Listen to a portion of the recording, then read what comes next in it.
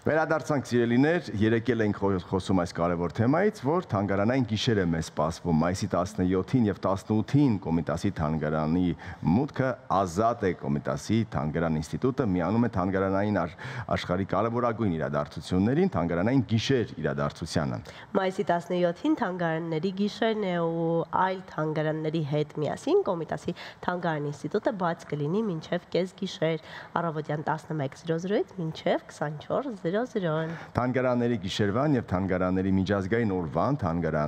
Կոմիտասի թանգարան ինստիտուտում հատուկ են պատրաստվել։ Մեր տաղավարում է Լուսինե Սահակյանը, կոմիտասագետ, դոցենտ, Կոմիտասի թանգարան ինստիտուտի տնօրենի պաշտոնակատար։ Հենց նրանից էլ բնականաբար կպարզենք, թե ինչու է պետք այս շաբաթ օրը անպայման լինել Կոմիտասի թանգարան ինստիտուտում։ Բարև ձեզ, Տիկին Սահակյան։ Բարի լույս հարգելի։ Ուզում եմ ուղղել մեր նախաբանը ոչ միայն այս շաբաթ, այլ առհասարակ կյանքում գոնե մի անգամ պարտադիր պիտի լինել Կոմիտասի թանգարան ինստիտուտում։ Կարծում եմ այդ մեկ անգամն էլ է քիչ, սակայն։ Մինիմում մեկ անգամ։ Այո, դա Կոմիտասի թանգարան ինստիտուտը չէ, դա Կոմիտասի տունն է, եւ ես չեմ դադարում կրկնել այն տունը, որից Կոմիտասը շատ երկար տարիներ զրկված է եղել, եւ բնականաբար թանգարանային այդ օրը, այդ տոնական օրը նրա դռները բաց են լինելու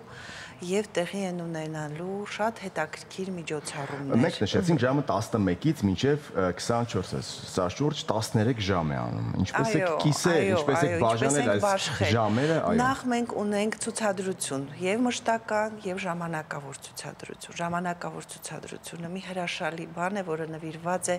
Կոմիտասի մտերիմ բարեկամուհի Մարգարիտ Բաբայանի հետ ունեցած նրանց առնչություններին, փարիզյան մթնոլորտով ստեղծված մի իրավիճակ է։ Եվ տեղում ասեմ նաև թանգարանի հետ կապված, մասնավորապես մեր, որ Կոմիտասի տունը, Կոմիտասի թանգարանը նորանկախ Հայաստանում ստեղծված առաջին թանգարանն է։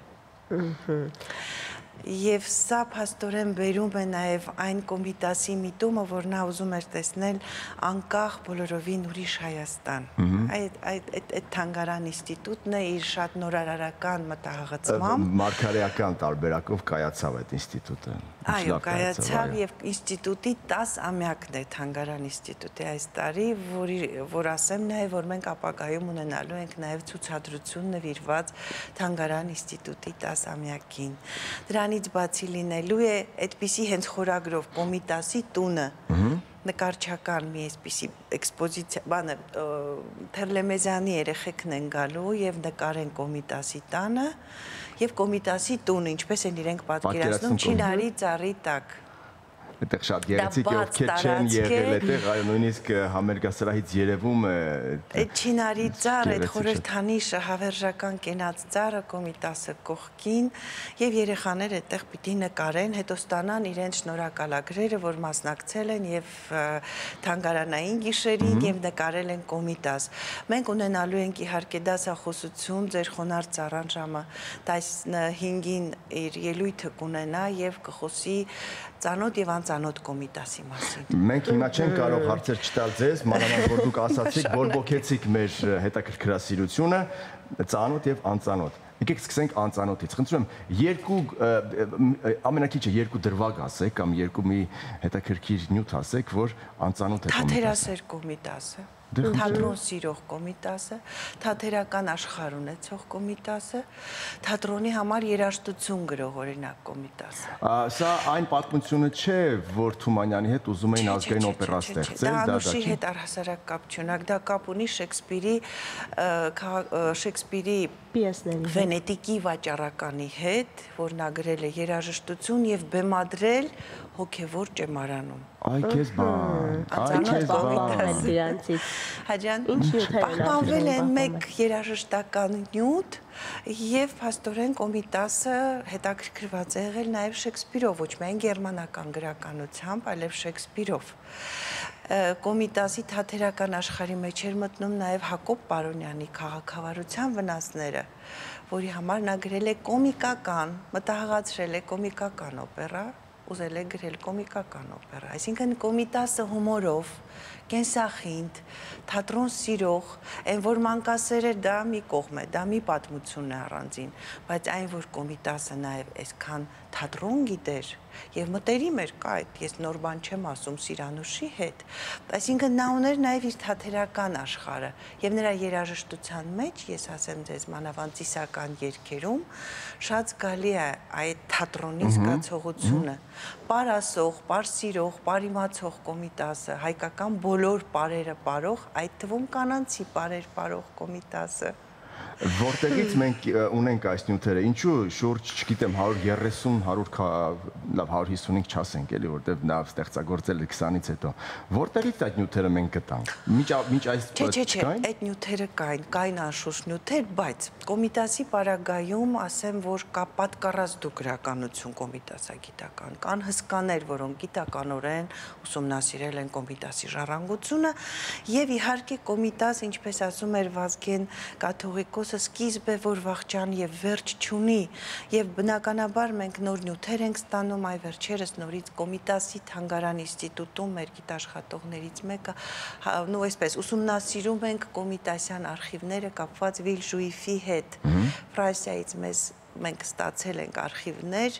նոր նամակներով Կոմիտասի հետ կապված բժշկական նամակներ, նրա վիճակի մասին, խնամատար հանձնաժողովի մասին։ Ուսումնասիրված է, թե ուսումնասիրվում է։ Ուսումնասիրման փուլում է, որը իրագործում է հենց Կոմիտասի թանգարան ինստիտուտը եւ կիրագործի։ Սա ժամը 15:00-ին։ Այո, 15:00-ից հետո մենք ունենք Զարզնգը կրթական ծրագիրը, որտեղ փոքրիկները սովորում են Կոմիտասի երգերի տակ նվագել,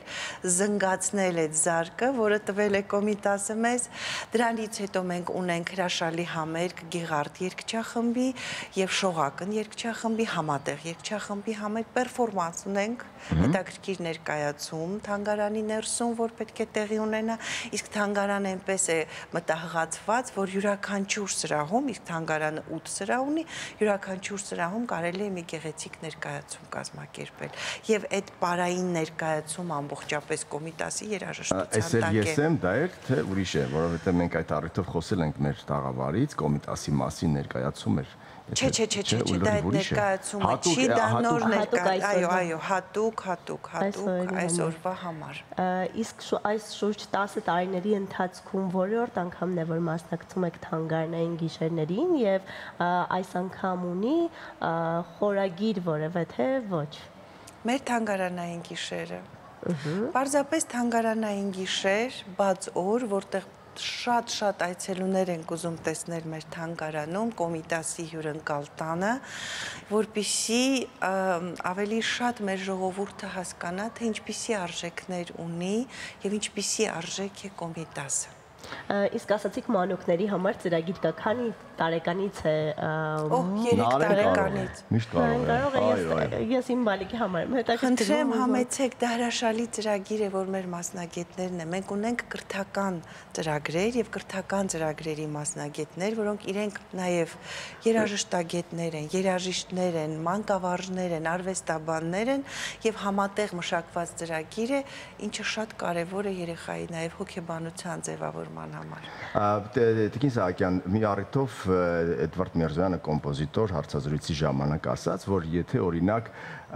Գերմանիայում Բախը չլիներ, երաժշտությունը այդքան չէր տուժի, որովհետև նրա փոխարեն կգային ուրիշները եւ կդարձնեն ամենը, բայց եթե Կոմիտասը չլիներ հայկական երաժշտության համար, հնարավոր է, որ մենք հայկական երաժշտություն չունենայինք։ Այսինքն Կոմիտասը անփոխարինելի բացառիկ երևույթ է նա համարում։ Այդպես էլ կա, միայն երաժշտության մեջ չէ, որովհետև դուք թատրոն նշեցիք,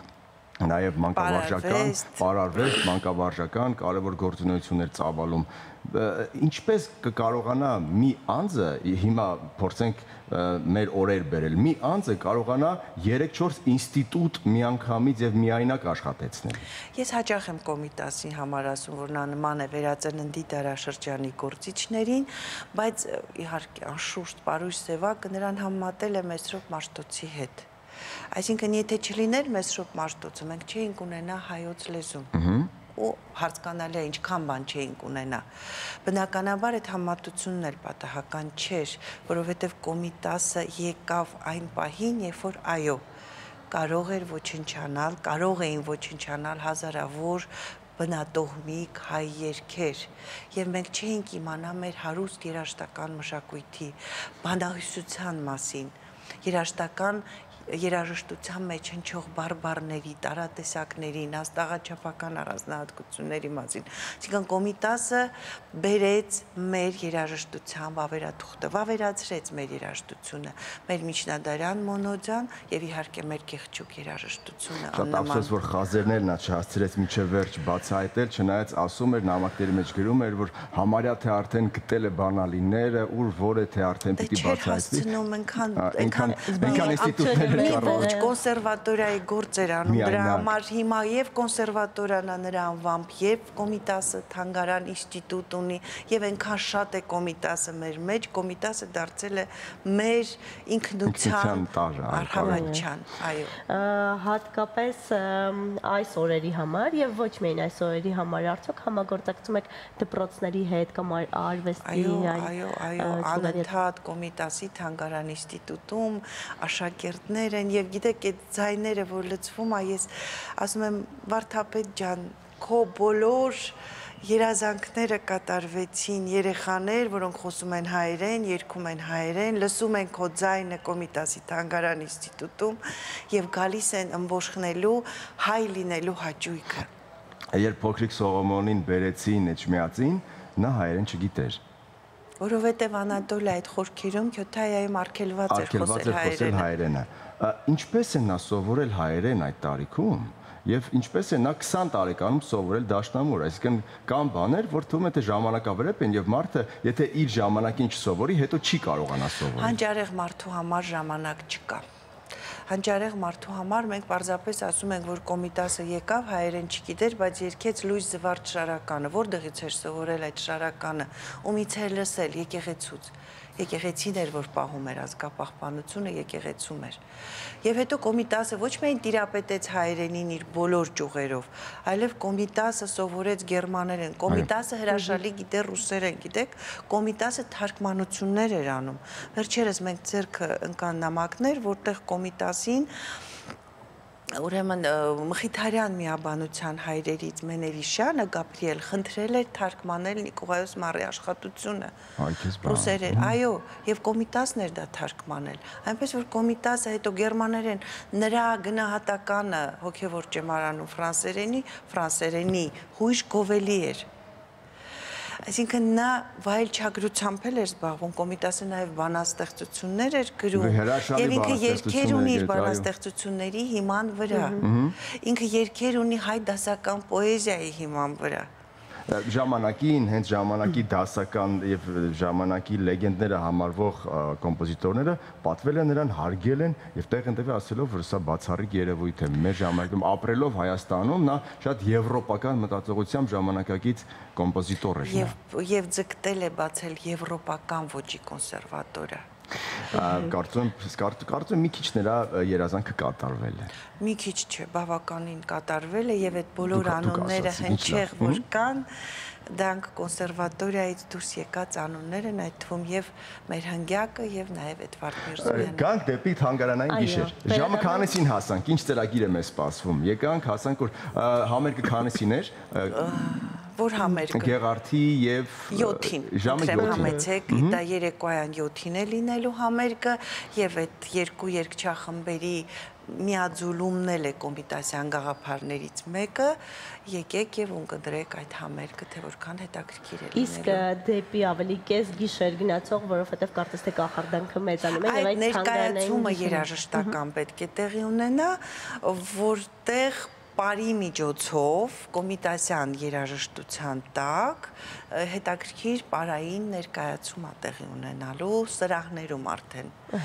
Իսկ ինչպես եք անդրադառնում նոր տեխնոլոգիաներին, արդյոք նոր տեխնոլոգիաների միջոցով ինչ-որ բաներ ցուցադրում եք թանգարանում կամ կիրառում եք դրանք թանգարանում, թե ոչ։ Թանգարանի կառույցը ինքնին եւ թանգարանի կահավորանքը, թանգարանի կուլտուրան ներսի այնպիսին է, որ ինքը նորարարական է թվում։ Այդ կամերայնությունը, տեղադրումը, տեղակայումը, իրերի այսպես հատուկենտ երևացող լինելը, կարևոր լինելը, իրենց տեղում լինելը։ Ես կարծում եմ, որ ավելորդ պատճուճանքներ պետք չեն։ Չնայած ունեմ այսպիսի մի ցանկություն Կոմիտասի Պոլսի բնակարանի փոքրիկ մակետը ինչ որ ձևով ժամանակակից թեկուզ լազերային հնարավորություններով ցուցադրել այլ կերպ։ Դե հիմա VR-ները արդեն այնպիսի հրաշքներ են գործում, որ ակնոցը հակար արդեն հայտնվեցին ինչ-որ մեկի տանը։ Մենք ունենք այդպիսի անկյուն, որ ակնոց են հագնում եւ նայում են, բայց ես ամեն դեպքում ինչպես Վան Գոգի թանգարանում, այսպես պատկերացնում եմ, այդ պրոյեկցիոն տարբերակով լինի Կոմիտասը, որովհետեւ Կոմիտասը, որ տուն չի ունեցել, ընդամենը 2 սենյակ, դա Էջմիածնի հոգևոր ճեմարանի սենյակն է եւ Պոլսի վերջին սենյակը, որտեղ ապրել է Թերլեմեզյանի հետ, այ ուզում եմ, որ ունենա այդ օջախի զգացողությունը։ Խոսեցինք մի փոքր ապագա պլաններից, մի փոքր ավելի մանրամասնեք 11-ի համար ինչ եք նախատեսում։ Երբ է նախատեսում այդ մեծ հուսանք ամռանը եւ ամբողջ տարվա ընթացքում հրապարակումներ, հրատարակություններ, դասախոսություններ, ցուցադրություն եւ հնարավոր է նաեւ համատեղ ցուցադրություններ տեղի ունենան, այս սրանով հատկանշական է, մենք ցուցադրելու ենք, թե ինչ է արել թանգարանը, ես շատ նոր եմ եկել այնտեղ պաշտոնավարելու եւ մարդիկ մեծ գործ են արել եւ այդ գործը պետք է ցուցադրենք մենք, ինչ գործ է արված այնտեղ։ Արեթե բաց չթողնեք սիրելիներ, մայիսի 17-ին լինելու Կոմիտաս թանգարան ինստիտուտում, որովհետև ինչպես նկատեցիք եւ ինչպես լսեցիք, բազմաժանր ծրագիր է սպասում եւ միայն Կոմիտասին ենք բացահայտելու, որքան բացահայտում ենք, այդքան բացահայտելու թեմաներ դեռ մնում են։ Եւ ծրագիրը բոլորի համար է նախատեսված 0 տարեկանից մինչեւ 100 տարեկան, այսպես ասեմ։ Մինչեւ անվերջություն, կարող է եւ մարդը 103 տարեկան, չգիտեմ։ Կոմիտաս թանգարան ինստիտուտի տնօրենի պաշտոնակատար Կոմիտասագետ Լուսինե Սահակյանն էր մեր տաղավարում։ Շնորհակալ ենք զրույցի համար։ Շնորհակալություն։